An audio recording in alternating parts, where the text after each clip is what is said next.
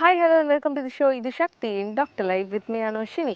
So இன்றைக்கி நாங்கள் பார்க்க போகிற டாபிக் என்ன அப்படின்னு பார்த்தீங்கன்னா, ஹேர்னியா பற்றி தான் பார்க்க போகிறோம். அதாவது ஹேர்னியா ஏற்படுறதுக்கான காரணங்கள் எல்லாம் என்ன, அதை எப்படியெல்லாம் நம்ம ட்ரீட் பண்ணலாம், அந்த ஒரு அவேர்னஸை க்ரியேட் பண்ணுறதுக்காக டாக்டர் குணதீபன் இன்றைக்கி ஷோக்கு வந்திருக்காங்க. வணக்கம் டாக்டர். ஸோ டாக்டர், இப்போ வந்து ஹேர்னியா அப்படின்றது வந்து ஜென்ரலாக எல்லாருக்குமே ஒரு ஐடியா இருக்கும், ஹேர்னியானா இதுதான் அப்படின்னு. பட் ஹேர்னியானா என்ன டாக்டர், அதை பற்றி சொல்லுங்கள். ஹேர்னியா என்றால் சாதாரணமாக சொல்வதானால் உடற்பகுதி உள்ளுக்குள் இருக்கின்ற பகுதியானது வெளிப்பகுதிக்கு தள்ளப்படுவது ஹேர்னியா. சரி, இது என்னென்ன உருவாகிறது என்றால் பொதுவாக வயிற்றை சுற்றியுள்ள பகுதிகளிலேயே இந்த ஹேர்னியா உருவாகிறது.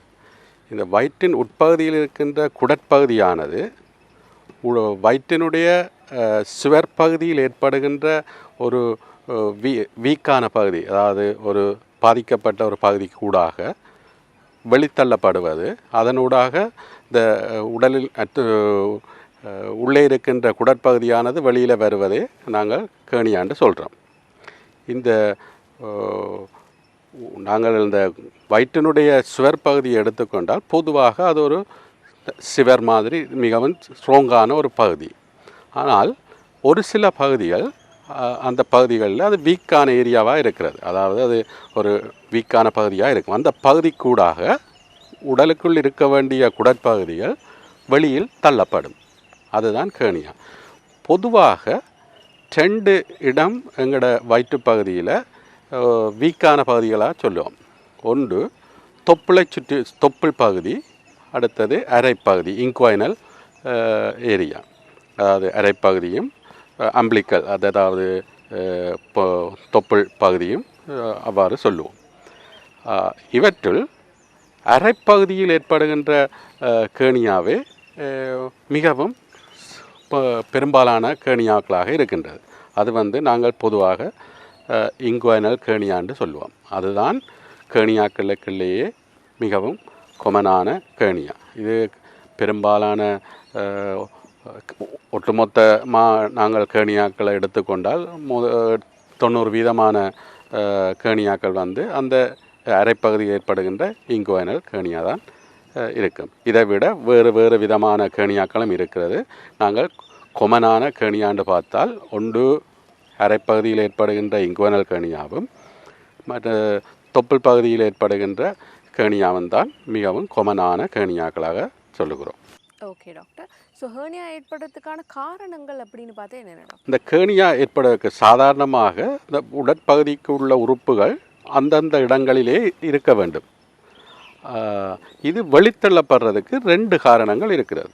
ஒன்று, வயிற்றின் உள்பகுதியில் உள்ள ப்ரெஷர் வந்து கூடுறது, அல்லது வயிற்றை சுற்றி இருக்கிற சுவர் பகுதி, அதாவது வயிற்றினுடைய சுவர் பகுதியில் வந்து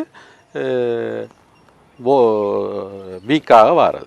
இது 2 காரணம் தான் இந்த ஹேர்னியா உருவாகிறதுக்கான காரணமாக இருக்கிறது.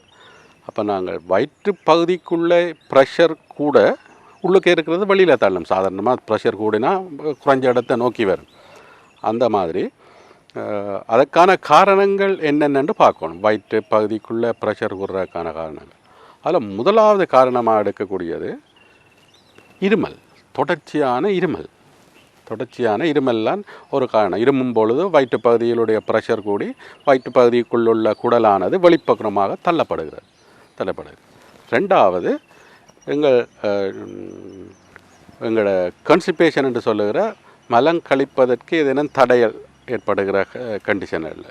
அப்போ 3வது, எங்களோட சிறுநீர் கழிக்கும் போது ஏதாவது தடைகள் ஏற்படும் போது அவர்கள் சிறுநீர் கழிப்பதற்காக ப்ரெஷரை கூட்டுவார்கள், முக்குவார்கள். அதன் காரணமாக ப்ரெஷர் மீண்டும் மீண்டும் அவர்கள் அதை செய்யும் பொழுது வயிற்றுப்பகுதிக்கான ப்ரெஷர் கூடுகிறது. இதன் காரணமாகவும் வயிற்றுப்பகுதியில் உள்ள குடற்பகுதி வெளித்தள்ளப்படுகிறது. வெளித்தள்ளப்படுவதற்கு மிகவும் வீக்கான பகுதி என்று நாங்கள் சொல்கிறது 2 பகுதி. ஒன்று பொக்குள் பகுதியும், மற்றது அரைப்பகுதி இன்குவைனல் ரீஜனும் அதற்கூடாக வருகின்றது. இதுதான் மெயினான காரணம். இதை விட வேறு காரணங்களை நாங்கள் பார்ப்போமா இருந்தால் அது எல்லாமே இதனை சுற்றித்தான் வருகிறது. சிகரெட்ஸ் பாவனை வந்து முதலாவது காரணமாக இருக்கிறது. சிகரெட் பாவிக்கிறதுனால் அவர்களுக்கு திரும்ப திரும்ப இருமல் வரும் பொழுது அவர்களுடைய வயிற்று உட்பகுதியில் ப்ரெஷர் கூடி வெளித்தள்ளப்பட்டு கேணியாக வரலாம். அதை விட உடற்பருமன் கூடினாலும் இதற்கான காரணங்கள், இதற்கான சான்ஸ் கூட. Okay doctor.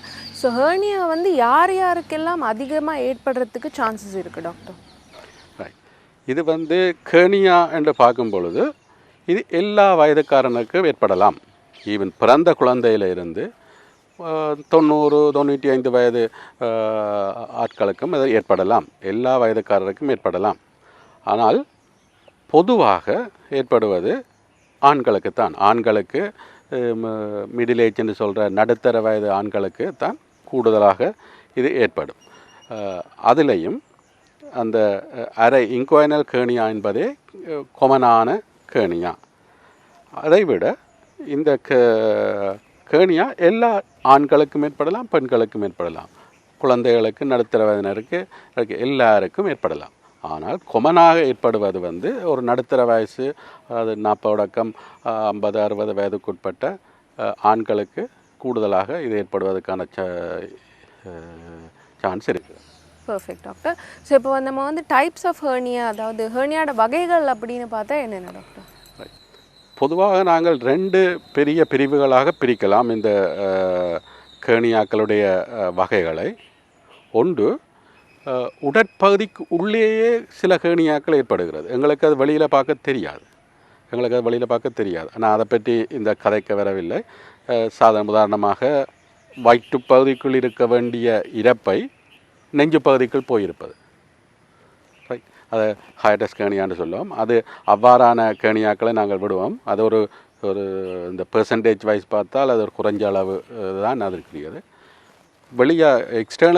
வெளியில் வர கேர்னியாக்கள் என்று பார்த்தால் நாங்கள் அந்த கேர்னியாக்களை வகைப்படுத்துறது எந்த ஏரியாவில் அது ஏற்படுகிறதுன்றதை வச்சுத்தான். தொப்புள் பகுதிக்கு வந்தால் அதை அம்பிளிக்கல் கேர்னியான்னு சொல்லுகிறோம். அரைப்பகுதி இன்குவைனல் ரீஜனை வந்தால் அதை நாங்கள் இன்குவைனல் கேர்னியான்னு சொல்லுகிறோம். இதைவிட தொப்புள் பகுதிக்கும் நெஞ்சு பகுதிக்கும் இடைப்பட்ட பகுதியில் வரலாம், அதை நாங்கள் எபிகாஸ்டிக் கேர்னியான்னு சொல்லுகிறோம். இடுப்பு பகுதிகளில் வரலாம், அதை நாங்கள் லம்ப கேர்னியான்னு சொல்லுகிறோம். அவ்வாறாக வேறுபட்ட பெயர்கள் அழைக்கப்பட்டாலும் கேர்னியா என்பதற்குரிய அடிப்படை காரணமும் அதற்கான தத்துவங்களும் ஒன்றுதான். உடற்பகுதிக்குள்ளே இருக்க வேண்டிய உடற்கூறுகள் வெளித்தள்ளப்படுவது, அதை நாங்கள் அவர் எங்கே உருவாகிறது என்றதை வைத்து வேறு பெயர்களால் அழைப்போம். Okay doctor. ஸோ இப்போ ஆண்களில் அதிகமாக ஏற்படக்கூடிய ஹெர்னியா அப்படின்னா என்னென்ன டாக்டர்? ஆண்களில் பொதுவாக ஏற்படுற கேர்னியாண்டா இன்குவைனல் கேர்னியா தான். 90% கேர்னியாஸ் அந்த இன்குவைனல் கேர்னியாண்ட அரைப்பகுதியில் ஏற்படும். ஸோ பொதுவாக பேஷண்ட் வருவார்கள், என்னுடைய அரைப்பகுதியில் வீக்கம் ஒன்று வருகிறது, நான் இருமும் பொழுது அது பலூன் மாதிரி வெளியிலே வீங்குகிறது, நித்திரை ஆகும் பொழுது அது காணவில்லை, ஒரு ஒன்றும் இல்லை, ஆனால் நான் இருமும் பொழுது ஏதாவது பெரிய வேலை செய்யும் பொழுது பலூன் மாதிரி வீங்குகிறது, பேருந்து நான் படுக்கும்போது உள்ளே செல்கின்றது என்று கூறிக்கொண்டு வருவார்கள். அதுதான் அந்த இன்குவைனல் கேர்னியாக்கு ஆரம்ப ஸ்டேஜில் இருக்கிற ஒரு இன்குவைனல் கேர்னியாண்ட அறிகுறி. எல்லா பேஷண்ட்டும், எல்லா நோயாளிகளும் இதே மாதிரி தான் சொல்லுவார்கள், இப்போ இருக்கின்றதுன்னு சொல்லி. அதுதான் மெயின். இதைவிட ஃபியூமரல் கேர்னியான்னு சொல்லி அதுக்கு கீழே ஒரு சின்ன கேர்னியா வரலாம். அதுகளெல்லாம் மிகவும் குறைந்த பெர்சன்டேஜ் இருக்குது. ஆனால் இது பெண்களுக்கும் வரலாம், ஆண்களுக்கும் வரலாம், இது இன்குவைனல் கேர்னியா. ஆனால் ஆண்களுக்கு வருவதற்கான சான்ஸ் கூட என்னென்று, அதுக்கான காரணங்கள் என்னென்று சொன்னால், ஒன்று அவர்களுக்கு இது அவர்கள சிறுநீர் பாதையில் இருக்கின்ற ப்ரோஸ்டேட் என்று சொல்கிற ஒரு சுரப்பி உள்ளது. அது வயசு போக அது வீக்கமடைந்து சிறுநீர் பாதையை அது பிளாக் பண்ணிக்க அவர்களை அறியாமல் யூரின் போவதற்காக கூடுதல் அளவு ப்ரெஷரை யூஸ் பண்ணுவேன். அதால் அவருக்கு வரும். அப்போ அதால் அந்த அடிஷ்னலாக ஒரு ரிஸ்க் ஃபேக்டர்ன்னு சொல்கிறது வர்றதுக்கான சான்ஸ் வந்து ஆம்பளைக்கு கொஞ்சம் கூட. Okay doctor. ஸோ இப்போ இது வந்து ஆண்களுக்கு அதிகரிக்குது அப்படின்னு சொல்லியிருக்கீங்க. இப்போ பெண்கள் அப்படின்னு நம்ம பார்த்தோன்னா பெண்களுக்கு வந்து இந்த மாதிரியான ஹேர்னியாக்கள் ஏற்படுறதுக்கான சான்சஸ் வந்து கம்மியாக இருக்குன்னு நீங்கள் சொல்லியிருந்தாலும் அந்த ஹேர்னியாக்கான டைப்ஸ் அப்படின்னு பார்த்தா என்னென்ன டாக்டர்? ஓ, பெண்களுக்கும் எல்லா வகையான கேணியாக்களும் வரலாம். நாங்கள் பிரிக்கலாம். ஆனால் வர்ற அளவு விதங்கள் கூடி குறையுமே தவிர ஆண்களுக்கு வர கேணியாக்கள் வெளியில் பருகிற கேணியாக்களும் பெண்களுக்கும் வரலாம். பெண்களிலே முதலாவதாக அது வர்ற கூடுதலாக வர்றது இங்குவனல் கேணியா தான்.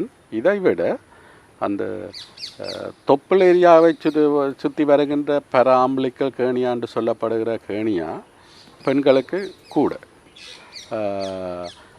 அதை விட ஒரு ஏதாவது ஒரு ஆப்ரேஷன் உண்டு, ஒரு சத்திர சிகிச்சை வயிற்றில் செய்த பிறகு அந்த இடம் வந்து நார்மலாக இருக்காது. ஒரு ஒரு இடத்தின் ஸ்ட்ரென்த் வந்து பலம் வந்து 100% என்று சொன்னால் அதில் ஒரு ஆப்ரேஷன் செய்த பிறகு அது ஒரு பிரச்சனையும் இல்லாமல் வடிவாக மாறினால் கூட 100% அதன் பலம் பழைய மாதிரி இருக்காது. அப்போ அதில் ஒரு வீக்னஸ் ஒன்று வரும். சரி, அந்த வீக் பாயிண்ட்டு கூடாக குடற்பகுதிகள் வந்து தள்ளப்படும். பொதுவாக அந்த சிசேரியன் ஆப்ரேஷன் செய்த 2 தரம், சில பேருக்கு 3-4 தரம் செய்த பிறகு கூட அந்த ஏரியா வீக் ஆகும். அந்த ஏரியா வீக்கான பிறகு அந்த ஏரியா கூடாக குடல் வெளியில் வரும். அது ஒரு இன்சிஷனல் கேணியான்னு சொல்லுவோம். எல்லா ஆப்ரேஷனுக்கும் வரும். ஆனால் திருப்பி செய்கிற ஆப்ரேஷன் செய்கின்றபடியால் அந்த சீசர் செய்கிற இடத்துல வர இன்சிஷனல் கேணியா கொஞ்சம் கூட. அதால் பெண்களுக்கான இன்சிஷனல் கேணியா பெண்களுக்குன்ற அளவு கூட. அப்போ பெண்கள் என்று பார்த்தா ஒன்று அம்பிளிக்கஸ், அதாவது தொப்புள் ஏரியாவில் ஏற்படுற கேணியாவும் இன்சிஷனல் கேணியாவும் கூட. அதே மாதிரி இங்கே கேணியாவும் வரும். ஸோ டாக்டர், நீங்கள் வந்து ஹேர்னியா பற்றி நிறைய விஷயங்கள் எங்களுக்கு சொல்லியிருக்கீங்க. இப்போ இதை நம்ம தடுக்கலாம் அப்படின்னு பார்த்தா என்னென்ன பண்ணலாம் டாக்டர்? நான் இவ்வளோ நேரம் என்னது அது வர்றதுக்கான காரணங்களை சொன்னேன். அப்போ அதுக்கான அந்த காரணங்களை தடுப்பதற்கான வழிமுறைகளை நாங்கள் எடுக்கின்ற பொழுது அது தடுப்பணும். முக்கியமாக நாங்கள் முதலாவது செய்ய வேண்டியது வந்து இந்த சிகரெட் குடிப்பதை தவிர்க்க வேண்டும். நீங்கள் சிகரெட் குடித்து கொண்டு கேணியாவோட வருபவர்களுக்கு நாங்கள் சத்திர சிகிச்சை செய்து ஒரு வைத்தியம் செய்து அதை இல்லாமல் பண்ணினாலும் திருப்பியும் அதை கேணியா வரும். அப்போ முதலாவது அதை தடுக்க வேண்டிய என்றால் முதலாவது அதுக்குரிய வைத்தியத்தை செய்யணும். செய்து போட்டு திருப்பி வராமல் இருக்கிறதுக்காக அந்த சில நடவடிக்கைகளை எடுக்க வேண்டும். முதலாவது சிகரெட் குடிப்பதை நிறுத்த வேண்டும். ரெண்டாவது, உங்களுடைய கன்ஸ்டிபேஷன், அதாவது வயிற்றால் போகிறது கடினமாக இருக்கிற ஆட்களுக்கு சான்ஸ் கூட. அப்போ அதை தடுப்பதற்கான நடவடிக்கைகளை எடுக்க வேண்டும். அதாவது நீங்கள் அதை தடுக்கிறதுக்காக முதலாவது சின்ன ஒரு எளிமையான சிம்பிள் நடவடிக்கைகளை செய்தாலே காணும். தண்ணியை கூட குடிக்கும். தண்ணி வந்து உங்களோட வயதுக்கு ஏற்ற 2 லிட்டர் 3 லிட்டர் ஒரு நாளைக்கு குடிக்க வேண்டும். மரக்கறிகள், கீரை வகைகள், பழங்கள் கூட சாப்பிடும் பொழுது உங்களுடைய வயிற்று மலம் போவது எந்தவித சிக்கலும் இல்லாமல், மலச்சிக்கல் எதுவும் இல்லாமல் போகும் பொழுது வயிற்றிலுடைய ப்ரெஷர் வந்து கூடாது. அப்போ இதனால் தவிர்க்கலாம். இப்போ முதலாவது சிகரெட்டை நிப்பாட்ட வேண்டும். ரெண்டாவது மலச்சிக்கலை தவிர்க்கிறதுக்கான நடவடிக்கைகளை எடுக்க வேண்டும். மூன்றாவது, வயது வந்த ஆட்களுக்கு, பொதுவாக 50-60 வயதுக்கு மேற்பட்ட ஆட்கள் அந்த சிறுநீர் பிரச்சனைகள் இருந்தால் அதற்கான வைத்தியத்தை எடுத்து அதையும் தவிர்க்க வேண்டும். முக்கியமாக இந்த 3ம் தான் எங்களோட இங்குவனல் கேணியான்னு சொல்கிற அறையில் ஏற்படுற கேணியா வர்றதுக்கான தடுக்கிறதுக்கான முறைகள். இதை விட உடற்பருமன் கூறுறதும் வந்து ஒரு காரணமாக இருக்கிறது. அப்போ இந்த 4 நடவடிக்கைகளை நாங்கள் எடுக்கும் பொழுது இதுகளை தவிர்க்கக்கூடியதாக இருக்கும். Okay doctor. ஸோ சில பேஷண்ட்டுக்கு அவங்களுடைய மெடிக்கல் கண்டிஷனை பார்த்துட்டு ட்ரீட்மெண்ட், அதாவது ஆப்ரேஷன் செய்ய மாட்டீங்க அப்படின்னு சொல்லியிருந்தீங்க. அந்த மாதிரியான பேஷண்ட்ஸ் யார் டாக்டர்? அது ஒரு மிகவும் சிறிய அளவான குரூப் ஆட்களுக்கு நாங்கள் செய்கிறது. பொதுவாக மிகவும் வயது போன கால 85-90 வயது காலகட்டங்களிலே அது வருமா இருந்தால் அவர்களுடைய வயிற்று சுவர்களும் வந்து வீக்காகி இருக்கும். அப்போ திருப்பி செய்தாலும் திருப்பி வர்றதுக்கான சான்ஸுகளும் கூட. மற்றது அவர்களுக்கு அதே நேரம் மற்ற நோய்களும் இருக்கும், சலரோகம், ப்ரெஷர், வருத்தங்கள். அப்போ இப்படியான நேரங்களில் அவர்களுக்கு அந்த ஆப்ரேஷன் செய்யும் பொழுது கொடுக்குற அனஸ்தீசியாவாலேயோ இல்லாட்டி ஆப்ரேஷன் செய்யும் போதோ வார பிரச்சனைகள் வந்து கூட. அதன் காரணமாக நாங்கள் ஒரு எந்த ஆப்ரேஷனும் நாங்கள் டிசைட் பண்ணிக்கல சொல்லுவாங்க, இந்த நன்மைக்கும் தீமைக்கும் இடையான ஒரு பேலன்ஸ் எடுக்கணும். ரிஸ்க் வேர்சஸ் பெனிஃபிட்ன்னு சொல்லி பேலன்ஸ் எடுத்து அதில் பெனிஃபிட் இருக்குமா இருந்தால், உங்களுக்கு லாபம் இருக்குமா இருந்தால் மட்டும்தான் ஆப்ரேஷன் செய்யணும். கட்டாயம் ஆப்ரேஷன் தான் செய்யணும்னா அப்படி ஒட்டுக்கு போயிடாது. எந்த சர்ஜரியும் ரிஸ்க் வேர்சஸ் பெனிஃபிட்ன்னு சொல்லி பேலன்ஸ் பண்ணிவிட்டு தான் எடுக்கணும். அதில் அப்படி செய்யக்குள்ள அந்த வயது கேணியாக்கு பெரும்பாலான ஆட்களுக்கு சர்ஜரி தான் செய்ய வேணும். சில குரூப்பு இப்படியான குரூப்புக்கு அவன் வாழ்க்கை காலமும் கொஞ்சம் என்று சொல்லிக்கல அதுக்கு ஒரு பெலட் போடுறோம். நாங்கள் ஒரு பெலட் ஒன்றை போட்டு ஆப்ரேஷன் செய்யாமல் விட்டுறது. அது ஒரு உண்மையான சிகிச்சை அளிப்பு முறை இல்லை. அவர்களுக்கு வேறு ஒன்றும் செய்ய முடியாது. அதுதான் வழி. Okay doctor. ஸோ இப்போது ஹெர்னியாவில் இருக்கக்கூடிய பெயின் அப்படின்னு நம்ம பார்த்தோன்னா ரொம்ப சிவியர் பெயின் இருக்குமா டாக்டர்? இது ஒரு நல்ல கேள்வி. ஹெர்னியா என்று சொல்கிறது நோய் இருக்காது. உண்மையாக ஆரம்ப ஸ்டேஜில் இருக்கிற ஹெர்னியாக்கோ அல்லது அந்த ஸ்டேஜில் இருக்கிற ஹெர்னியாவுக்கு நோய் இருக்காது. சரி, ஒரு நோய் இருக்காது. அந்த நோய் வருமாக இருந்தால், ஒரு ஹெர்னியாவில் நோய் வருமாக இருந்தால் அது ஒரு நீண்ட காலத்துக்கு போய்விட்டதுன்ற அர்த்தம், அல்லது அது ஒரு காம்ப்ளிகேஷன் ஸ்டேஜுக்கு போகுது, அதாவது லேட் ஸ்டேஜுக்கு போட்டுதுன்ற அர்த்தம். இப்போ அந்த நோய் இருக்கிற ஹெர்னியாக்கள் வந்து உடனடியாக ஆப்ரேஷன் செய்ய வேணும். பொதுவாக ஹெர்னியா நோய் இருக்காது. அப்படியான ஹெர்னியாக்களுக்கு நாங்கள் டேட்டா கொடுத்து, நோய் இல்லாத ஹெர்னியாக்களுக்கு ஒரு டேட்டா கொடுத்து சர்ஜரி ஆப்ரேஷன் செய்யலாம். ஆனால் நோய் இருக்கிற ஹெர்னியாக்களுக்கு அது ஒரு கிழமைக்குள்ளேயோ 10 நாளைக்குள்ளேயோ சர்ஜரியை செய்து அவரை முடிச்சிடணும். நல்லாட்டி அது அடுத்த ஸ்டெப்ஸுக்கு போகும். காம்ப்ளிகேட்டட் ஸ்டேஜ் என்று சொல்லிட்டு போகும். அதாவது காம்ப்ளிகேஷன்கள் வரும். ஹெர்னியாவில் வர காம்ப்ளிகேஷன்கள் வந்து ஒரு டேஞ்சரஸ். இது ஒரு பிரச்சனை இல்லாத ஒரு பார்க்கும் பொழுது ஒரு பிரச்சனை இல்லாத கொமனான ஒரு வருத்தமாக இருந்தாலும் காம்ப்ளிகேஷன் என்று வருமாக இருந்தால் அது ஒரு உயிராபத்துக்கான ஸ்டேஜுக்கு போகும். ஆகவே ஹெர்னியாவை அந்த ஸ்டேஜுக்கு போக விடக்கூடாது. அந்த காம்ப்ளிகேஷன் என்னென்று பார்த்தால் அந்த வெளியில் வர நாங்கள் சொல்கிற ஹெர்னியாண்டாலே குடல் வந்து வெளியில் தள்ளப்படுறது தான் மெயினாக கோணியா. அந்த வெளியில் தள்ளப்பட்ட குடற்பகுதிக்கான வந்து அமர்த்தப்படுறதால அதுக்கான இரத்த ஓட்டங்கள் வந்து தடுக்கப்படும். அப்போ அந்த பகுதி அவ்வளவும் செத்து போகும், அதாவது இறந்து போகும். அதாவது ஒரு பிரச்சனை இல்லாமல் இருக்கிற ஹெர்னியா நேரத்தில் நாங்கள் அதுக்குரிய நடவடிக்கை எடுக்காத பட்சத்தில் அது காம்ப்ளிகேட்டட் ஸ்டேஜுக்கு போகும். காம்ப்ளிகேட்டட் ஸ்டேஜுக்கு போனால் அது ஒரு உயிராபத்துக்குரிய கண்டிஷனாக மாறும். ஆகவே இது ஒரு நீண்ட காலமாக இருக்கிற, சில பேருக்கு 25 வருஷம் இருக்கும் கேணி. இப்போ நீண்ட காலமாக இருக்குதுன்றக்காண்டி பேசாமல் விடக்கூடாது. சரியா, அந்த ஸ்டேஜுக்கு போக விடக்கூடாது. இந்த ஸ்டேஜில் ஏர்லி ஸ்டேஜ்லேயே வச்சு நாங்கள் அதுக்குரிய வைத்தியத்தை செய்ய வேண்டும். Okay doctor. அண்ட் இப்போ ஏர்லி ஸ்டேஜ்லேயே நம்ம அதை வந்து கண்டுபிடிச்சிட்டோம் அப்படின்னா அதை வந்து கியூர் பண்ணுறது ரொம்ப ஈஸியாக இருக்குமா? இதை ஹெர்னியா கியூர் பண்ணலாம். ஒரே வழி சர்ஜரி தான், ஆப்ரேஷன் தான். ஹெர்னியா கியூர் பண்ணலாம். எந்த கேணி பொதுவாக எல்லா கேணியாக்களையும் நாங்கள் ஆப்ரேஷனால் கியூர் பண்ணலாம். இது கியூர் பண்ணலான்ற ஒரு கண்டிஷன் இல்லை. கட்டாயம் அது சர்ஜரி செய்கிற பிறகு சில காம்ப்ளிகேஷன்ஸ் ஆப்ரேஷன் செய்தால் பிறகு வரலாம். அது எல்லா சர்ஜரிக்கும் வர உண்டு.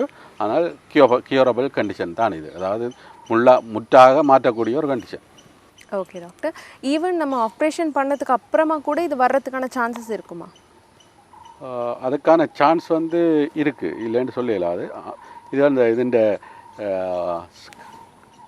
ஹெர்னியாவுக்கான ஆப்ரேஷன் இதை எடுத்துக்கொண்டு போனால் இப்போ 70ஆம் ஆண்டு 80ஆம் ஆண்டுகளில் நாங்கள் இந்த கேணியாக்கு செய்த ஆப்ரேஷன் வந்து நாங்கள் சொல்கிறோம் அந்த டென்ஷன் ரிப்பேர்ன்னு சொல்கிறது. அப்படி அந்த காலப்பகுதியில் பயன்படுத்தின ஆப்ரேஷன் வந்து கேணியாக்கு திருப்பி வரக்கான சான்ஸ்கள் கூட, அவருக்கான சான்ஸ்கள் வந்து கூட இருந்தது.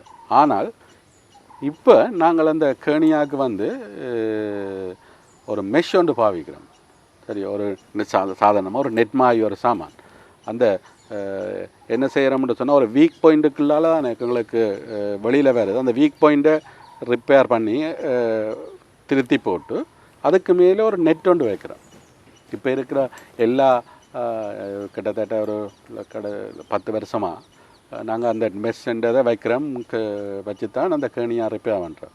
அந்த மெஷ் என்ன செய்யுதுன்னு சொன்னால், இப்போ பொதுவாக நாங்கள் நார்மலாக ஒரு தையலை போட்டுட்டு விட்டால் ஒரு 80% அதுக்குரிய பலத்தை கொடுக்குதுன்னு சொன்னால், இந்த மெஷ் வைக்கிறால் அது கிட்டத்தட்ட 99% கிட்ட அந்த பலத்தை கொடுக்குது. அதால் திருப்பி வரக்கான சான்ஸ் வந்து நல்லா குறைஞ்சிருக்கு. முந்தி இப்போ 70ஆம் ஆண்டு 80ஆம் ஆண்டுகளில் 40% 50% திருப்பி வருவதாக இருந்தால் கூட ரிக்கரன்ஸ்ன்னு சொல்கிறது. ஆனால் இப்போ வந்து அதுக்கான சான்ஸ் வந்து 1%, 2%, 1%-ஓட குறைவாக தான் இருக்கிறது. எல்லாத்துக்கும் காரணம் அந்த மெஸ் என்று சொல்லி ஒரு விலையை ஒன்று நாங்கள் பாவிக்கிறது அதில் நல்லா குறைஞ்சிருக்கு. Okay doctor. ஸோ இப்போ இந்த ஆப்ரேஷனுக்கு ப்ரிப்பேர் பண்ணுறதுக்கு பேஷண்ட்ஸ் என்ன மாதிரியான விஷயங்கள் எல்லாம் பண்ணணும் டாக்டர்? ரைட். பேஷண்ட் நாங்கள் இந்த பேஷண்ட்டுக்கு டிசைட் பண்ணிட்டோம்னு சொன்னால், இந்த பேஷண்ட்டுக்கு ஆப்ரேஷன் தான் செய்ய வேணும்னு சொல்லி டிசைட் பண்ணிட்டா, நான் முன்னுக்கு சொன்ன மாதிரி என்ன காரணமோ அதுகள் அவளத்தையும் அவரோட நிப்பாட்ட சொல்லுவோம். நிப்பாட்ட சொல்லிவிட்டு இந்த ஆப்ரேஷன் வந்து நாங்கள் ஒரு மேஜர் ஆப்ரேஷன்ன்ற கேட்டகரி அதாவது மிகப்பெரிய ஆப்ரேஷன்ன்ற கேட்டகரிக்குள்ளே வச்சுருக்கிறதே இல்லை. இது ஒரு மாடரேட் சைஸ், ஒரு அவ்வளோ பெரிய ஆப்ரேஷன் இல்லைன்னு தான் நாங்கள் சொல்லுவோம். இப்போ இந்த கால பகுதிகளில் நாங்கள் அந்த ஆப்ரேஷனை டே சர்ஜரின்னு சொல்கிறோம். டே சர்ஜரின்னு சொன்னால் ஹாஸ்பிட்டலில் வந்து முழு நாளும் அட்மிட் பண்ணி இருந்து செய்யணும்னு இல்லை. நீங்கள் ஒரு ப்ரிப்பரேஷனோட காலமாக வந்து அட்மிட் பண்ணினால் காலமே ஆப்ரேஷன் செய்து போட்டு பின்னேரம் விட்டால் போகலாம். அதாவது டே சர்ஜரி என்ற கேட்டகரிக்குள்ளே வச்சுருக்கிறோம். ஆனால் உதாரணங்கள் நாங்கள் நான் இப்போ எதிர்பார்க்குறது எல்லா ஃபெசிலிட்டிஸும் இருக்கிற ஒரு ஹாஸ்பிட்டல் எல்லாம் இருக்கிறது தான். அதாவது ஒரு டே சர்ஜரியாக செய்யலாம். அடுத்தது இது பார்த்தோம்னா ஆப்ரேஷன் செய்யக்கல இங்கே அனஸ்தீசியான்னு சொல்லி, அதாவது மயக்க மருந்து கொடுப்போம். அதில் 3 வகையான மயக்க மருந்துகளை நாங்கள் இங்கே பாவிக்கலாம். ஒன்று, அந்த இடத்துல இங்கே ஒரு மயக்க மருந்து அந்த ஊசியை போட்டு பிரேக்க பண்ணி போட்டு அந்த இடத்த ஆப்ரேஷன் செய்யலாம். அது வந்து பொதுவாக இப்போ செய்கிறது குறைவு.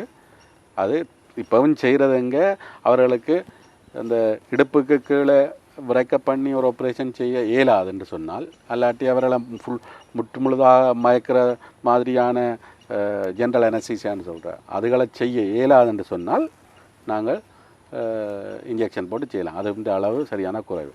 பொதுவாக இப்போ செய்கிறது வந்து உங்களோட இடுப்பு பகுதிக்குள்ளே ஒரு இன்ஜெக்ஷனை போட்டு ஸ்பைனல் அனஸ்தீசியான்னு சொல்கிறது, இடுப்புக்கு கீழே எல்லாம் பிரேக்க பண்ணிவிட்டு ஆப்ரேஷன் செய்வோம்.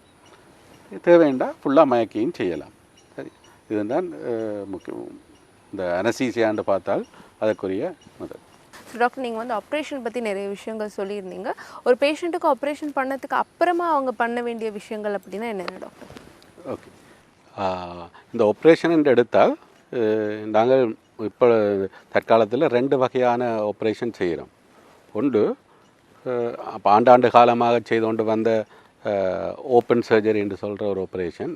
அது நேர நாங்கள் வெட்டி செய்கிற ஆப்ரேஷன். இதை விட தற்காலத்தில் லாப்ரோஸ்கோபிக் மெத்தட்ன்னு சொல்லி இன்னொரு மெத்தட் இருக்கிறது. அது வந்து பொதுவாக 2 பக்கம், அதை இன்குவனல் கேணியான்னு சொன்னால் 2 பக்கமும் கேணியாக வந்த ஆட்களுக்கு இந்த லாப்ரோஸ்கோப்பிக்கால் ஆப்ரேஷன் செய்கிறது நல்ல. ஏனென்று சொன்னால் 2 பக்கம் பட்டும் பொழுது அதுக்கான நோக்கள் கூட அதை அவர்கள் ஆப்ரேஷன் செய்த பிறகு அதுக்கு அவர்கள சாதாரண வாழ்க்கைக்கு போகிறதுக்கு எடுக்கிற நாட்கள் வந்து கொஞ்சம் நாள் எடுக்கும். அதை தவிர்ப்பதற்காக இந்த லாப்ரோஸ்கோப்பிக்கால் செய்யலாம். இப்போ பொதுவாக பார்த்தா 2 முறையில் செய்யலாம். ஒன்று ஓப்பன் ட்ரெடிஷனல் முறை, மற்றது வந்து லெப்ரோஸ்கோப்பிக்கான முறை. எந்த முறையாக இருந்தாலும் பேசிக் தத்துவம் ஒன்று தான், அதாவது அடிப்படை தத்துவம் ஒன்று தான். அங்கே ஒரு கேணியால் இருக்கிற ஒரு வீக் பாயிண்ட்டை வந்து ரிப்பேர் பண்ணுறதும், அதுக்கு மேலே ஒரு ஸ்ட்ரென்த்து, அதாவது ஒரு நெட் ஒன்றை போட்டு அந்த பலத்தை கூட்டுவதும் தான் அந்த மெயினான தத்துவமாக இருக்கிறது. இப்போ வாரான சர்ஜரி செய்யும்போது இப்போ காலமே அவர்கள் வருவார்கள், வந்து நாங்கள் சர்ஜரி எல்லாம் முடிந்த பின்னேரம் நாங்கள் டிஸ்சார்ஜ் பண்ணலாம். அதாவது டே சர்ஜரி, அது எந்த முறையாக இருந்தாலும், அது நாங்கள் ட்ரெடிஷ்னலாக செய்கிற ஓப்பன் சர்ஜரியாக இருந்தாலும் சரி, லேப்ரோஸ்கோபிக் சர்ஜரியாக இருந்தாலும் சரி, நாங்கள் அன்றைக்கே நாங்கள் அவர்களை விடலாம். ஆனால் இந்த சர்ஜரி எல்லாம் முடிந்த பிறகு நாங்கள் வீட்டை விடும் பொழுது அவர்களுக்குரிய சில ஆலோசனைகளை வழங்கித்தான் நாங்கள் விடுவோம். அதில் முக்கியமானது நான் திரும்ப சொல்லுவது, சிகரெட் குடிக்கக்கூடாது முதலாவது. அடுத்தது வந்து எந்த கேணியா ஆப்ரேஷன் செய்த பிறகு அது சாதாரணமான ஒரு கொஞ்சம் காலம் எடுத்துத்தான் அது நார்மல் நிலைக்கு வரும். அது நாங்கள் ரிப்பேர் பண்ணினா உடனே அதோட ஸ்ட்ரென்த் வந்து உடனே வராது. அப்போ ஒரு சர்டன் காலம் இருக்கும். அந்த காலம் மட்டும் நாங்கள் அந்த வயிற்றுக்குள்ள ப்ரெஷரை வந்து கூட்டக்கூடாது.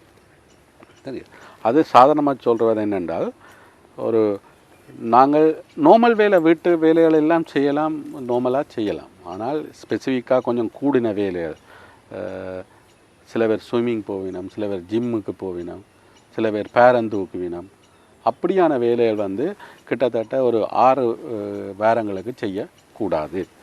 அதுகளை தவிர்க்கணும். ஆனால் சாதாரணமாக இப்போ ஆஃபீஸ் வேலைகள் அல்லது வீட்டு வேலைகள் வந்து சாதாரணமாக செய்ய முடியும். அதுதான் முக்கியமாக அவர்கள் செய்ய வேண்டிய ஒரு பிரயோஜனாக இருக்கும். அது கட்டாயம் 6 கிழமைக்கு அவர்கள் அந்த கடுமையான எக்ஸசைஸையோ, அந்த ஸ்விம்மிங் போன்ற எக்ஸசைஸ்கள், ஜிம் போன்ற எக்ஸசைஸ்களை செய்யக்கூடாது. அதே மாதிரி மனுவல் ஒர்க்கர்ன்னு சொல்கிறது, அந்த பாரம் தூக்குற வேலையை அதுகள் செய்யக்கூடாது. ஸோ எல்லா பேஷண்ட்டுக்குமே ரிக்கவர் ஆகிறதுக்கான டைம் வந்து 6 வீக்ஸ் அப்படியா டாக்டர்? ஒரு 6 வீக்குக்குள்ளே இந்த வேலை செய்யலாது. ஆனால் அந்த வீக்குக்கு பிறகு அவர் நார்மல் ஆகிடுவார். 6 கிழமைக்கு பிறகு அவர்கள் நார்மலாக தாங்கள் நினைச்ச வேலையெல்லாம் செய்யலாம், இதுக்கு போயிடலாம். Okay doctor. ஸோ இப்போது இந்த ஹெர்னியா பேஷண்ட்ஸ் வந்து அவங்க வந்து சாப்பிடக்கூடிய உணவுகள் அண்ட் தவிர்க்க வேண்டிய உணவுகள் அப்படின்னு ஏதாவது இருக்கா டாக்டர்? சாப்பாடு வைஸாக நாங்கள் வந்து ஸ்பெசிஃபிக்காக ஒரு அட்வைஸ் அவர்களுக்கு சொல்லுவதில்லை. ஆனால் நாங்கள் சொல்கிறதுக்கான காரணம் வந்து இந்த மலச்சிக்கலும் வந்து இதுக்கு ஒரு காரணமாக இருக்கிறபடியால், மலச்சிக்கலை தவிர்க்கிற உணவுகளை கட்டாயம் எடுக்க வேண்டும். அதுக்கு அதாவது நம்ம சொன்ன மாதிரி நல்லா தண்ணி குடிக்கணும், மரக்கறிகள், இலை வகைகள், பழங்கள் வந்து கூட சாப்பிட வேணும். இதை தவிர ஸ்பெசிஃபிக்காக இன்ன வெரைட்டி எடுண்டு நாங்கள் சொல்ல தேவையில்லை, சாதாரணமாக இருந்தால் சரி. Okay doctor. அண்ட் கேன்சருக்கும் ஹெர்னியாவுக்கும் ஏதாவது கனெக்ஷன் இருக்குமா டாக்டர்? கேன்சருக்கும் ஹெர்னியாவுக்கும் எந்த தொடர்பும் இல்லை. இது ஒரு 100% ஹெர்னியா என்று சொல்கிறது 100% கேன்சர் இல்லாத ஒரு சர்ஜரி, அதாவது ஆப்ரேஷன் செய்து முற்று முழுதாக குணமாக்கப்படக்கூடிய ஒரு கண்டிஷன் தான். இதுக்கும் ஹெர்னியாவுக்கும் கேன்சருக்கும் ஹெர்னியாவுக்கும் எந்த விதமான தொடரும் இல்லை. என்ன செய்யணும்னு சொன்னால், சில கேன்சர் பேஷண்ட்களுக்கு வந்து வயிற்றில் திரும்ப 2-3 தரம் ஆப்ரேஷன் செய்யப்பட்டிருக்கும். சரி, அப்படி ஆப்ரேஷன் செய்யல அந்த உடல் அந்த திருப்பி ஒரு இடத்துல வெட்டி கொண்டிருக்கல அந்த இடத்துல என்ன செய்யணும்னு சொன்னால், அந்த சிவர் வந்து வீக்காக போயிடும், பலம் இல்லாமல் போயிடும். அப்படியானாங்களுக்கு அதுக்குள்ளால குடல் வழியில் வந்து, அப்போ அதுக்கும் கேன்சருக்கும் தொடர்பில்லை.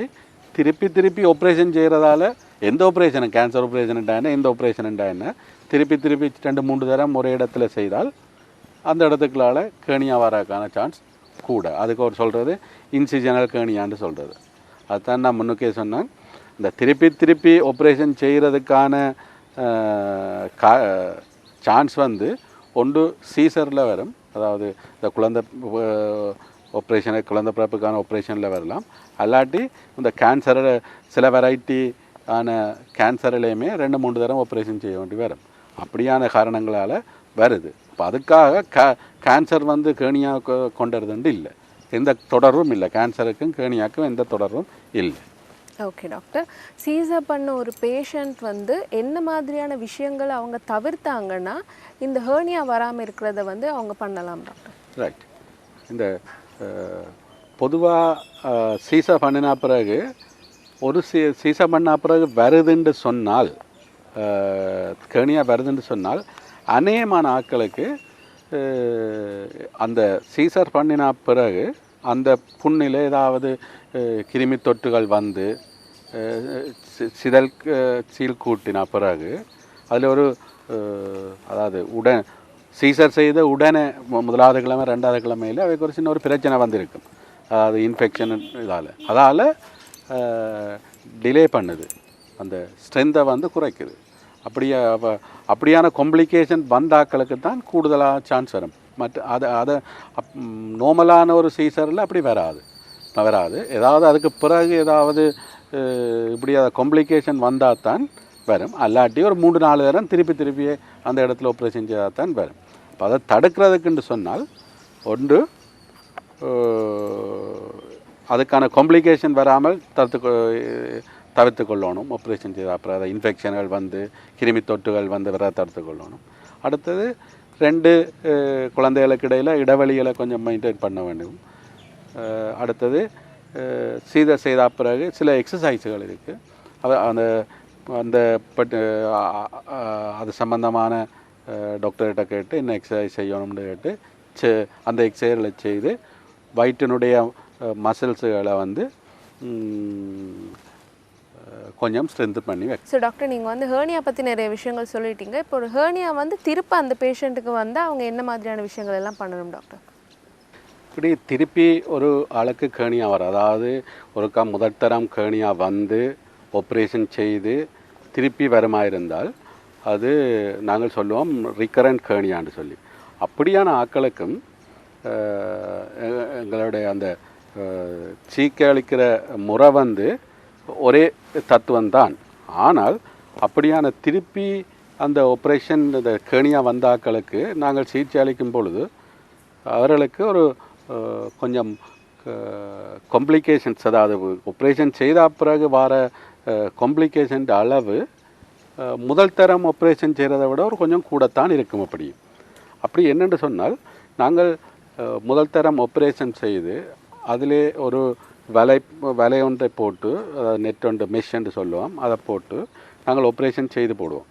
செய்துட்டு அது ஒரு கிட்டத்தட்ட ஒரு 4, 5, 6 வருடங்களுக்கு பிறகு திருப்பி அந்த இடங்களில் வருமென்று வைத்தால், அப்படி வரும்பொழுது என்ன செய்யும்னு சொன்னால், வெளியில் வர அந்த குடற்பகுதி வந்து அந்த வலை நெட்டோடையும் அங்கே நெட்டோட வந்து சேர்ந்து நல்லா ஒட்டுப்பட்டு போய், அப்படியான ஒரு காரணங்களால் நாங்கள் என்ன செய்கிறோம்னு சொன்னால், அந்த ஆப்ரேஷன் செய்யும் பொழுது அந்த குடலில் ஒரு டேமேஜ் உண்டு இன்ஜரி என்று சொல்கிறது, அது டேமேஜ் ஏற்படுறதுக்கான காரணங்கள் சந்தர்ப்பங்கள் கூட.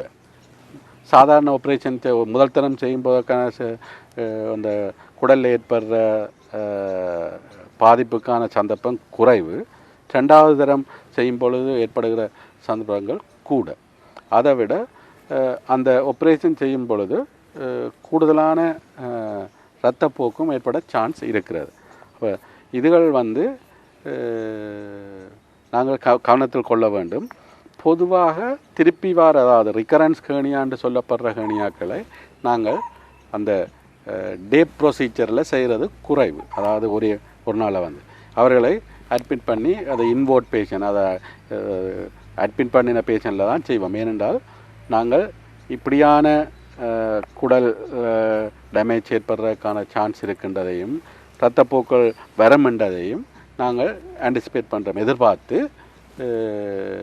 அப்படியான ஆட்களுக்கு வந்து பொதுவாக அட்மிட் பண்ணித்தான் செய்வோம். ஆனால் அதோட பெரிய அளவு பிரச்சனைகள் இல்லை. இது வந்து திருப்பி வர்ற ஆட்களுக்கு ஆப்ரேஷன் செய்கிறது பெரிய அளவு பிரச்சனை இல்லை. ஒரு சிறிய அளவு காம்ப்ளிகேஷனுக்குரிய சான்ஸ் கூட இருக்கிறதுன்றது தான் முக்கியமான விஷயம். அடுத்தது இப்படி திருப்பி வார கேணியாக்களுக்கு வந்து நான் சொன்ன மாதிரி முதல் 2 மெதட் இருக்கிறது ஆப்ரேஷனை கொண்டு நாங்கள் ஓப்பன் பண்ணி செய்கிறது. மற்றது எங்களோட லெப்ரோஸ்கோப்பின்னு சொல்லி ஒரு கேமரா துளை போட்டு கேமராவுக்களால் செய்கிறது. அப்படியான திருப்பி வந்த கேணியாக்களுக்கு அந்த லெப்ரோஸ்கோப்பி மெதட் வந்து ஒரு நல்ல மெதட். அதில் சான்ஸ் வந்து இந்த குடல்களுக்குள்ள ஒரு பாதிப்பு ஏற்படுறதுக்கான சான்ஸுகள் வந்து சரியான குறைவு அந்த லெப்ரோஸ்கோப்பிக்கால் செய்யக்கில்ல நாங்கள் திருப்பி வந்த கேணியாக்களுக்கு. அதால் நாங்கள் அப்படியான கேணியாக்களுக்கு அந்த அந்த லெப்ரோஸ்கோப்பிக் மெதட்டை நாங்கள் பாவிக்கிறது நல்ல. Okay doctor. ஸோ இப்போ வந்து அவுட் பேஷண்ட் சர்ஜரி அப்படின்னு சொல்லுவாங்க, டே சர்ஜரி அப்படின்னா என்ன டாக்டர்? அதை பற்றி எங்களுக்கு கொஞ்சம் சொல்லுங்கள். ரைட். இப்போ இந்த காலத்தில் வந்து பொதுவாக இது வந்து டெவலப் பண்ணப்பட்டதுக்கு 2 ரீசன். ஒன்று வந்து கோஸ்ட் எஃபெக்டிவ்னு சொல்கிறது, செலவு. பொதுவாக நாங்கள் பில்லுகளை பார்த்தோம்னு சொன்னால் இன்வோர்ட் பேஷண்ட்டாக போய்க்கல அட்மிஷன் பில்லுகள்லாம் கூட. அப்போ இதை கருத்தில் கொண்டு தான் வேர்ல்டு வைடாக அந்த கோஸ்ட் எஃபெக்டிவ்னு சொல்லி அந்த சர்ஜரிக்குரிய காசை குறைக்கிறதுக்காக வேண்டி ஒரு குறைக்கிறதுக்காக வேண்டி சில கேஸுகளை வந்து கேட்டகரைஸ் பண்ணிச்சுன்னா இதை காலம் வந்து பின்னேறும் செய்து போகலாம் தானே என்று சொல்லி ஒரு கொஞ்சம் சர்ஜரிகளை டிசைட் பண்ணிச்சுனோம். அடுத்தது அப்படி நாங்கள் வீட்டை விடையக்கில்ல சில பிரச்சனைகள் வர பார்க்கும். இப்போ உதாரணம் ஆப்ரேஷன் செய்த பிறகு பேஷண்ட்டுக்கு நோய் இருக்கும். அந்த நோவுகளை இப்போ நோவுக்கு நல்ல மருந்து கொடுத்து அவருக்கு நோவில்லாமல் வச்சுருந்தால் வீட்டை அனுப்பலாம் தானே என்ற ஒரு கருத்து வந்து இப்போ ஒரு கொமனான சர்ஜரிகள் எல்லாம் காலமாக வந்து செய்து போட்டு விட்ட போகிற அளவு போய் மனைச்சலுடன் இருக்கிறார்கள். அதில் ஒரு ஆப்ரேஷன் தான் இந்த கேணியா. இதில் என்ன செய்கிறோம்னு சொன்னால் அந்த பேஷண்ட், அதாவது டே சர்ஜரிக்கு வர பேஷண்ட் வந்து முதல் வந்து ஒத்துக்கொள்ள வேணும். பெரும்பாலான எங்களோட கல்ச்சரில் வந்து சில பேர் ஒத்துக்கொள்ள மாட்டேனோம், தாங்க உடனே வந்துட்டு போகிறோன்னா அது எங்களை நாங்கள் இதை படியாக பார்க்கலன்ற ஒரு கருத்தை தான் எடுப்பினோம். சரியா, என்ன இப்போ விட்ட உடனே அனுப்புறிய 2 மாதிரி அதில் அரவாசி பேஷண்ட் அதாலே ஆப்ரேஷன் செய்கிறது இல்லாமல் போகிறதும் இருக்குது. சரியா, அப்போ அவர்களுக்கு விளங்கப்படுத்தணும் இதே உள்ளுக்கை வச்சிருக்காமல் வீட்டையே நீங்கள் செய்து போட்டு வீட்டை அனுப்பலாம்ண்டு. சரியா, வரும். அதே மாதிரி திருப்பி ஆப்ரேஷன் செய்து போட்டு வீட்டை அனுப்பி ஏதாவது பிரச்சனை வந்தோடனே எங்களை பிளேம் பண்ணுற கட்டமும் இருக்குது. நீங்கள் வீட்டை விட்டால்தான் இது நடந்ததுன்னு சொல்லி. அப்போ இதுகளை எல்லாத்தையும் பேலன்ஸ் பண்ணணும். இப்போத்தே ட்ரெண்ட் வந்து உடனே செய்துட்டு அனுப்பக்கூடிய சில சர்ஜரிகள் இருக்குது. அப்படியான சர்ஜரிகளுக்கு அவர்களை அட்மிட் பண்ணாமல் டே சர்ஜரியிலேயே நாங்கள் அனுப்பலாம். ஆனால் அது அட்மிட் பண்ணி செய்கிறதுக்கான கேரும் இந்த அவர்கள் நாங்கள் டிஸ்சார்ஜ் பண்ணுறதுக்கான கேரும் ஈக்குவலான எந்த விதமான காம்ப்ரமைஸும் இல்லை, குறைச்சலும் இல்லை. அது ப்ரூவ் பண்ணப்பட்டது மெதட் தான் டே சர்ஜரின்னு சொல்கிறது. அதுக்குள்ள இந்த கேணியாவும் வந்து ஒரு இதாகத்தான் இருக்கிறது. இப்போ இதில் நான் சொல்ல வலிக்கிட்டால் லெப்ரோஸ்கோப்பிக்கால் செய்கிறது கூட இந்த டே சர்ஜரி காணுதான். லெப்ரோஸ்கோப்பிக்கால் செய்கிறதுக்குள்ள ஆப்ரேஷன் செய்த பிறகு வர நோவின் அளவு வந்து நல்லா குறைவு. அப்போ அப்படியான நோ குறைவு சர்ஜரியை செய்து போட்டு நாங்கள் விட்ட விடலாம். அதாவது ஓப்பன் பண்ணி நாங்கள் ட்ரெடிஷ்னலாக முந்தி செய்கிற மாதிரி வெட்டி செய்கிறத விட லெப்ரோஸ்கோப்பிக்கால் செய்யக்குள்ள அளவு வந்து நோயின் அளவு ஆப்ரேஷன் செய்த அப்புறம் இருக்கிற நோயின் அளவு குறைவு. அப்போ அவர்களை விட்ட விடலாம். அப்போ லெப்ரோஸ்கோப்பி மெதட்டும் அவர்களை டே சர்ஜரி செய்கிறதுக்கான ஒரு மெதட் தான். Okay doctor. ஸோ இப்போ ரொம்ப வயசான ஒருத்தங்களுக்கு வந்து இந்த அவுட் பேஷண்ட் சர்ஜரி வந்து ஓகேவாக இருக்குமா டாக்டர்? இதில் நாங்கள் அதுக்கு நாங்கள் ஒரு க்ரைட்டீரியான்னு சொல்லி ஒரு இன்னென்ன ஆக்களுக்குத்தான் நாங்கள் இந்த அவுட் பேஷண்ட் முறைகளை பாவிக்கலாம்னு சொல்லி வச்சுருக்கிறோம். அதில் வயசானாக்கள் பொதுவாக இதை அவர்களுக்கான வேறு மருத்துவ பிரச்சனைகள் இருக்குமா இருந்தால் நாங்கள் அவ்வாறான இதுகளை செய்ய மாட்டோம். ஏனென்று சொன்னால் உதாரணமாக சீனி வருத்தம், அதாவது டயபெட்டிக், ஹார்ட் வருத்தங்கள் இருக்குமா இருந்தால் அவர்களை செய்ய மாட்டோம். அவர்களை அட்மிட் பண்ணாமல் செய்ய மாட்டோம். அதே போல் அந்த ஆப்ரேஷன் செய்கிற ஆளுக்கான வீட்டில் பார்க்குறதுக்கு ஆட்கள் இல்லை அப்படின்னு சொன்னாலும் அவர்களுக்கு டே சர்ஜரின்னு சொல்லி நாங்கள் செய்ய மாட்டோம். அவர்களை அட்மிட் பண்ணித்தான் செய்வோம். அப்படியே அதுக்கான ஒரு க்ரைட்டீரியாவே இருக்குது. அவர்களுக்கு தொடர்பு இருக்கணும். நாங்கள் டிஸ்சார்ஜ் பண்ணினாலும் அவர்கள் வீட்டில் இருந்து ஒரு ஆள் தேவைப்பட்டால் உடனே ஹாஸ்பிட்டலோட தொடர்பு எடுக்கிற மாதிரி தொடர்பு இருக்கணும். அப்போ ஒன்று என்ன செய்யணும்னு சொன்னால் அவர்களுடைய மெடிக்கல் கண்டிஷன் அக்செப்ட் பண்ணக்கூடிய மாதிரி இருக்கணும். இந்த ரெண்டாவதாக பார்த்தோம்னு சொன்னால் அந்த நாங்கள் டே சர்ஜரியில் நாங்கள் அவர்களுக்கு செய்கிற பேஷண்ட் ஒரு குறிக்கப்பட்ட தூரத்தில் இருக்கணும். நான் அந்த ஆப்ரேஷன் செய்த ஹாஸ்பிட்டலில் இருந்து அது சரியான தூரத்தில் இருந்தால், அதாவது என்ன ஆப்ரேஷன் செய்த பிறகு அன்எக்ஸ்பெக்டட் எங்களுக்கு எதிர்பார்க்காமல் சில பிரச்சனைகள் வரலாம். அவ்வாறு வருமா இருந்தால் அவர்கள் இமீடியட்டாக உடனடியாக ஹாஸ்பிட்டலுக்கு வரக்கூடிய ஒரு வசதி இருக்கணும். அப்போ அந்த வேர்ல்டு வைடாக அக்செப்ட் பண்ணப்பட்டு அந்த க்ரைட்டீரியாக்களில் ஒன்று கிட்டே இருக்கணும். அடுத்தது அந்த மெடிக்கல் கண்டிஷன்கள் கடுமையாக இருக்கக்கூடாது. அதுக்கும் க்ரைட்டீரியா மாட்டுவாங்க. அடுத்தது அவர்கள் இந்த வீட்டில் அவர்களை பார்க்குறதுக்கு ஆட்கள் இருக்கணும். அடுத்தது அந்த வீட்டிலுக்கும் ஹாஸ்பிட்டலுக்கும் கம்யூனிகேஷன் இருக்கணும். இப்படியான ஒரு சர்டன் க்ரைட்டீரியா இருந்தால் மட்டும்தான் அந்த டே சர்ஜரின்னு கொண்டு வரும். இப்போ பெரும்பாலான சர்ஜரிகள் எவ்வளோத்துக்கு எவ்வளவு டே சர்ஜரி கொண்டு வரணுமோ அவ்வளோத்துக்கு அவ்வளவு டே சர்ஜரி கொண்டு வரையணும். ஒன்று பேஷண்ட் கம்ஃபர்டபுளுக்காக வேண்டி, அதாவது அவர்கள் பெரும்பாலான பேஷண்ட் ஓட்டில் இரவில் ஹாஸ்பிட்டலில் தங்குறதுக்கு விரும்பாது ஒன்று. அடுத்தது நாங்கள் அதை கோஸ்ட் எஃபெக்டிவ், அதாவது நாங்கள் ஒரு பேஷண்ட்டுக்கான செலவுன்னு பார்க்கல, அது சரியான குறைவு நாங்கள் அதில் செய்யக்கல. இப்போ கேர்னியா, அப்பெண்டிசெக்டமி அதுகளெல்லாம் இப்போ டே சர்ஜரியில் செய்யப்படுது. ஓகே டாக்டர், சர்ஜரிக்கு அப்புறமா இருக்கக்கூடிய காம்ப்ளிகேஷன்ஸ் அப்படின்னா என்னென்ன டாக்டர்?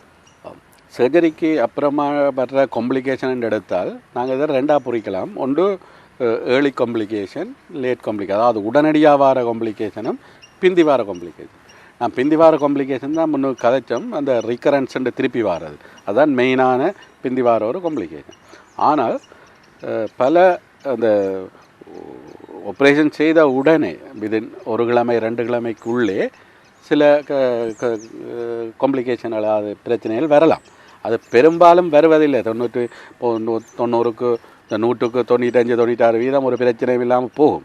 ஒரு சிறிய பகுதியான ஆட்களுக்கு வரலாம். அப்படி வருகிற பிரச்சனைகளுமே பாரதூரமான பிரச்சனைகளாக பொதுவாக வாரது இல்லை. முதலாவது என்ன செய்ய முடியுதுனால், நோய் இருக்கும். ஆப்ரேஷன் செய்த பிறகும் அவர்கள் 1 2 3 கிழமைக்கும் தொடர்ந்து நோய் இருக்கும்.